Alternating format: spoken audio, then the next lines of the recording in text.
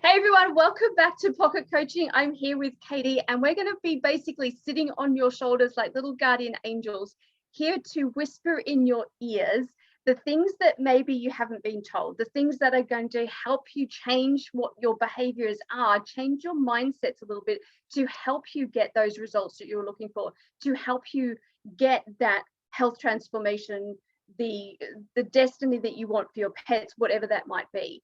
So pocket coaching is just a couple minutes spent with us where we try and unhook your brain. Like, you know the things. We've taught you the things, you knew the things before you joined us.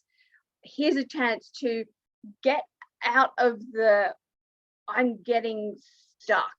I don't think I can do it. People around me don't believe it, or whatever it is. So we're on your side, we're your cheerleaders. That's what pocket coaching is all about. I love it. So today we want to kind of introduce a new sort of framework to get to that optimal health. And it's essentially five, I don't want to call it steps, but it's kind of 5 different questions to ask yourself to bring you to action. Like you said, we can get stuck in our heads so much and kind of get in our own way, but we really need to focus on taking action. So this first step in our thinking is really to ask ourselves something simple. What do you want? What do you desire for your own health, for your pet's health? We've talked about the why. Why do we want to get there? So hopefully you've already identified that why. But what is it? And we need to get very, very concrete about this. So Penny, how do you think about this desire? The why is a huge question. If you haven't already done your why, go back to one of the earlier pocket coachings. It should be listed for you to find it pretty easily, and listen to that one where we kind of explode that concept out into how it hooks into you, right? You have such strong mind, will, and emotions, right? You have got such a big heart, right? Something is really real and resonates for you. And when you hear that thing, it's like a little waft of music that you kind of catch from. Do you remember when the ice cream man would come in the summertime, and you, as a kid, you would hear that from 97 streets away, that little bit of music, you'd be like, oh my gosh. Okay, that's what your why is doing. You, even on the fringes of your perception, you get a little whiff of it and you're like, there it is, that's my thing, I'm going after that. That's your why.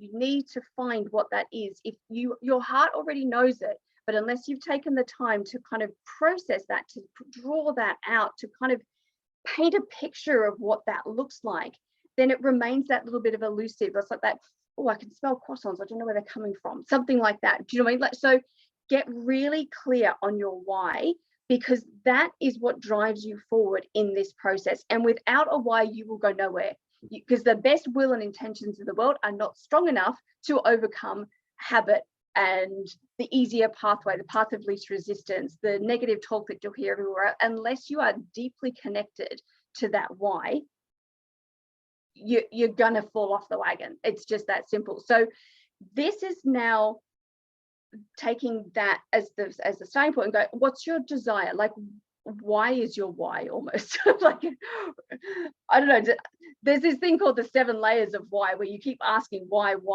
7. So you ask yourself the question, what is my why? And then you answer that, and then you say, why is that?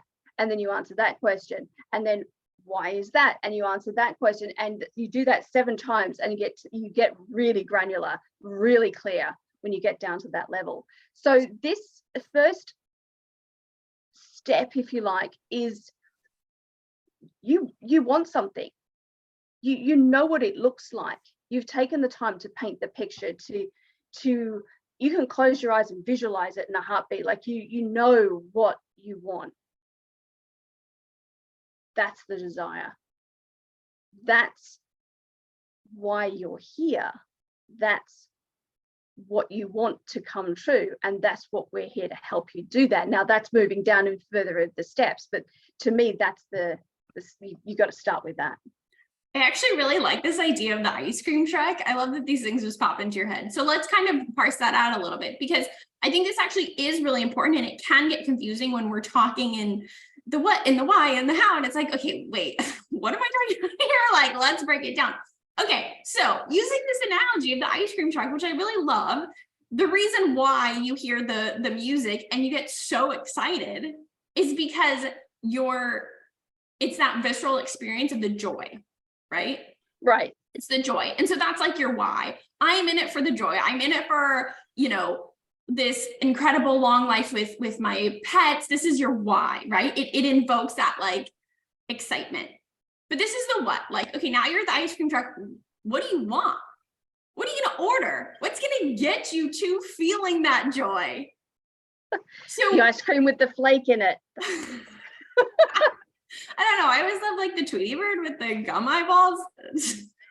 Oh, that sounds horrible. That's really gross right now. Anyway, you can't help what you want. That's what I wanted. Yeah, so, no judgment. You can want whatever you want, no judgment. So what does that look like for you? How, if we've identified your why, now it's the what, and this is the desire piece. And actually, this is the part that some people find easier. Some people just automatically go to the what. And then it's like, okay, hold on, let's go back to the why. Why do you want the Tweety Bird ice cream? Right? So this is kind of that step here. So ask yourself, what do you want? What is your desire around your health, around your pet's health? I'm going to bring this down a little bit more kind of grounded here. So a lot of times I'll work with someone who one-on-one, and they come to me and they say, I want to get more energy, and I want my like GI symptoms to go away. Those are like, that's what I want. So that's really specific. And then I go back and I say, okay, but why? Why do you want that? And now we have both of those pieces. We have the bigger vision. So usually people will say something like, oh my gosh, well, I could do so much more, right? I could stop canceling my plans on the weekends because I'm so tired. I could play with my kids more. I could go on this trip that I wanted to go on. I could enjoy more food, like all of these. And you can see, you kind of light up when you start thinking about that. So now we have the why and the what. We want this big picture vision to be able to live our best lives. And in order to get there, we know what we want. We want these kinds of symptoms or these stumbling blocks to go away. And now we have this really clear path to get there.